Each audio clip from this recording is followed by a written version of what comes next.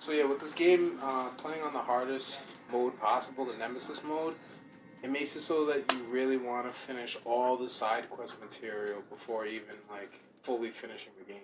The Nemesis mode on this is like really deep. I'm not a fan of Middle Earth kind of stuff. Or Lord of the Rings, anything, but I don't know, like, I just keep hearing more and more about, like, how much character and depth they give the enemies, right? I mean, right now I'm at a stage of the game where I can literally travel between every region. I still haven't beat the whole game yet. Side stuff. Show me whatever you're doing right now. I want to see this, like, just in the middle of it. Okay. What I was doing was some setup right now. So what I'll do is I'll check out, because not only do these armies have significance in the in-game, it's a single-player game, but they also help set up for your online experience. These are the trolls that you basically have defending your online fortress, and other people who are playing online have a shot. They can take a shot at conquering your fortress. Now, do you actually play the level, or is it more of like a metagame thing going on? Like, when you try to attack an enemy's fortress, do you actually go there, or is it just based on the stats that your cards, your characters have right here, and then you win? It's capture the flag, basically, or like a point, taking over point by point, A, B, C, and D. So we've seen that in a lot of multiplayers, whether in Call of Duty or even in the For Honor, taking over different spots, and you have to maintain control over them. So you have to basically kill the whoever is the online multiplayer will have a setup just like this, with the Overlord and 4 to 5 war chiefs, depending on how far they've gotten in the single player. The online is directly related to how far you've gotten in the single player. All right, a lot of people have been complaining about this thing because obviously, you may have heard that there's a lot of complaints about, the microtransactions and the loot boxing and stuff in this, because, the first game didn't have it. A lot of people are just kind of pissed off that, they're now turning it into this random loot element. How'd you feel about it? I'll tell you what, I played the first game twice through. That's how much I liked it. I haven't, and the amount of hours I've spent on this game blows that amount of time I spent on the first game twice out of the water. I haven't even finished this game yet. So, I mean, anyone who's upset about the microtransactions literally is impatient, and I don't know if it's this type of era where gamers just have to finish through games fast. I don't know if it's like a mentality where they have to buy it, beat it, and trade it, or what the deal is, but this is a game that you can play for a month and be satisfied with. Right. Have you ever had to spend real world money on any of this? Not once. Yeah, see, that's. I will admit, though. I agree. Yeah. In that aspect, it's like they're not making you spend the real world money. If you play it right, no, you don't have to. You see all these stuff right here, the silver war chest. All that is about in-game currency you get for killing orcs, and incentives for just about all types of currency.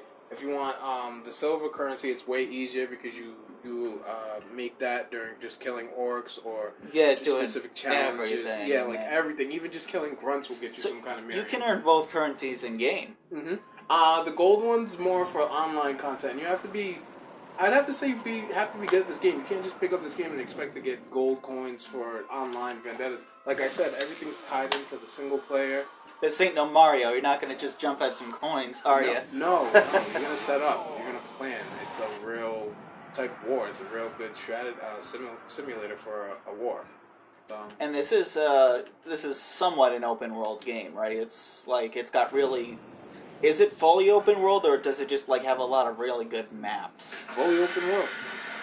And oh shit. And when I talk about the side, the collectibles and stuff, I really suggest that you beat the Karnan missions if you're going to play this game, because that gives you access to this dragon, which makes traveling around that much easier. It's pretty fast. And it's really good for burning down people. And because of the mini games that not the mini games, but the challenges they have, you can really master how to do every aspect of this game. Something that's too difficult probably has a challenge in this game to help you get better at it. So right here, before you, this is the champion mode. really want to go there. Before you go online, you want to make sure that your orcs are battle tested and that they're pretty good. So what I like to do is I like to throw them in the pit. If you throw them in together, do you watch or do you get to fight? You get to watch. Oh man, it's Rome style. It's Rome style. Just sit back. You sit back, and it's got a timer on it. I've had only one situation where they drawed, nobody died. In every other instance, somebody dies. Yeah. And what you want to do is, I didn't do it this time, but what you want to do is you want to go look at this guy. You want to see what his weaknesses are, and then you want to pair up an orc that you either think can defeat him, or that one so weak that he won't die, and then you can come take him after he kills your follower. You can also pit followers against each other for a bigger level bonus. They all have different things. They all have different advantages. They all have 4 different weaknesses and 4 different strengths. And the weaknesses are based off how incapacitated they'll be. Like the first one is terrified. So if they're terrified by something, they won't even fight. Really? So if, say, this guy was terrified of Caragors, this guy had a pack of Caragors, that guy wouldn't even fight for the whole battle, and then you just see one side just winning, like, all the way throughout. Nice. And then they have other vulnerabilities with lesser effects, but terrified is the worst one because that totally incapacitates the orc. And then there's also weaknesses that also enrage the orc. So while it's a weakness, it also makes him fight double as fast and stronger. So they gave everyone a personality, essentially. Oh, exactly. And that's I love the end that of execution. That one. I love that execution. And that's it. And I don't know what everyone's mad about so far. I mean, well, for those of you tuning in, this is Chet from Hard Mode Gamers, and I'm talking to new member Aaron, who is here to show us some more of the war. Yes. The Mordor War. The war for more doors. And it's an ever-longing, they call it the Shadow Wars because it's literally like taken thousands of years and it's going to take hundreds more. That's kind of what the premise is. It's not exactly canon, but if it were canon, it would fit in between the events of The Hobbit and the the beginning, it's between Lord of the Rings and The Hobbit, right? Yeah, it's between The Hobbit and Lord of the Rings, but it's a specific movie. I believe it's The Last Kingdom. Man, those movies are so good. I mean, I wasn't a big fan, but you still go back and you watch those movies, and they haven't, like, aged poorly at all. They haven't. They look so good, even now. Of course, you can buy them almost anywhere because they sold so much. You can always pick up a copy for, like, what, $3 from the bargain bin? Exactly. And I like collecting Blu-rays. That's just how I like to do my collection. But going back to the game, if you ever felt like you wanted to be Legolas, you wanted to be the elf shooting arrows at everybody, you ever feel like you wanted to be the ranger taking somebody out with a sword, this is the game where you get to be both at the same time. Out of, what's the top level on this thing? Level cap's 60. Oh, it's 60. But it's a grind. That's what people are really upset about, the microtransactions, because at this point, even me, like, I was given some because I had the collector's edition, which came with a bonus. It came with a whole bunch of stuff, right? Yeah. Extra gear and stuff, so I didn't have to really spend any additional money, and I don't think I ever would. Yeah, I talked about this on my video for Forza 7. They added loot crates to that. They call it prize crates. Or prize chests, whatever. Mm-hmm. And you can't, like, buy them with microtransactions yet. You have to use in-game currency to get them.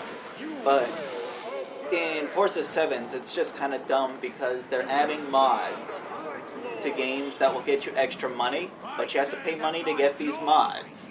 And these mods are going to just add money to stuff you already plan on doing anyway, like place 5th or better. And I'm like, that's what I'm always trying to do. So yeah, no. That didn't really affect me in that sense. And if you can say that you're cool with the grind, then I'm cool with the grind. That's what I purchased the game for. I really am enjoying every cent. The more I play, the more I feel like I earned my money. Well, they earned my money, the developer.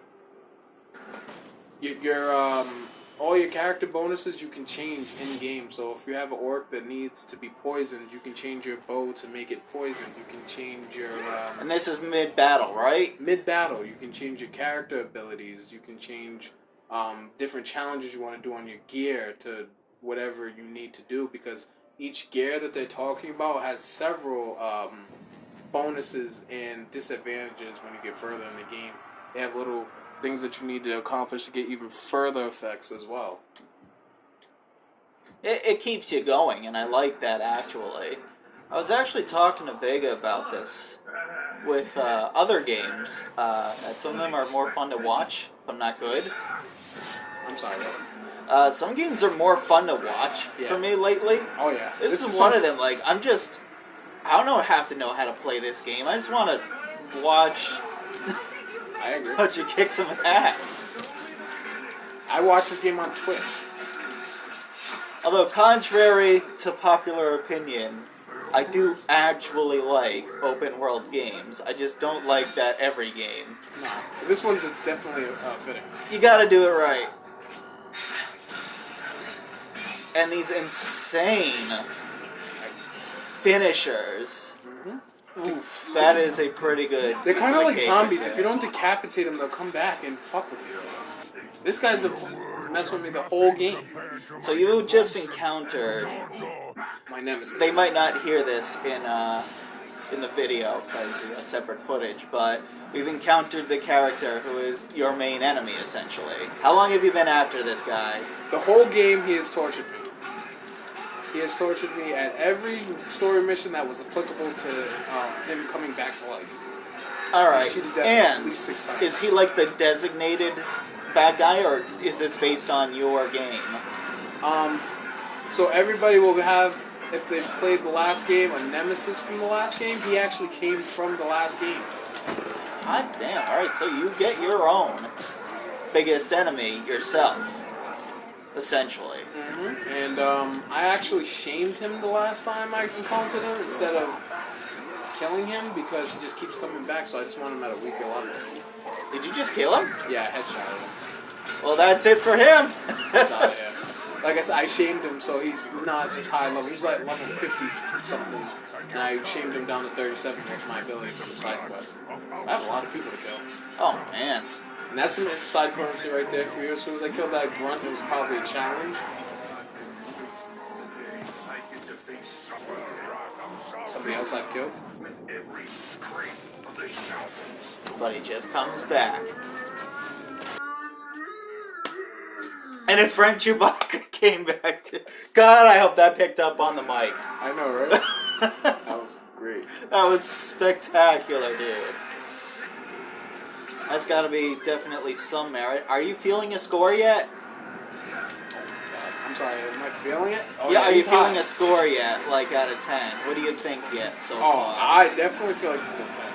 The last game, it blew the last game out of the water. It's everything I wanted and things I didn't even expect to want. And if the side content and the online multiplayer is justified by their microtransactions, this might be the game I'm playing for a while. And I don't get that out of single players. No, it's good. I was just saying, hearing the sound coming from the controller really adds to it, too. We did it well, and surprised Xbox didn't. Put like a little mic on there. Mm-hmm. So you died. Yep. Does that mean you... So this is the weird part about the Nemesis system. Mm-hmm. So what happens as a story repercussion? mission? Do people, like... if you're in a story mission, you gotta start it over. Yeah. But if you die out in the world, you're brought back, and then that's what changes the Nemesis. Oh, hey, he's back! Yeah, luckily they don't make you repeat, like, every instance of the stories. Alright. I don't know how far you got. Me and Aaron are going to continue fighting Isildur. Tell us what your favorite adaptation of Lord of the Rings is. Did you like the movies? Did you like the books? These games? One of the other games? Tell us. Write that down in the comment section. And Aaron, have anything to say for our listeners? When it comes to my favorite adaptation, I definitely want to go with the new Hobbit the new Hobbit trilogy. It's one of my favorite takes on it. It's definitely better than the original Hobbit films of antiquity. And on that note, catch you guys later.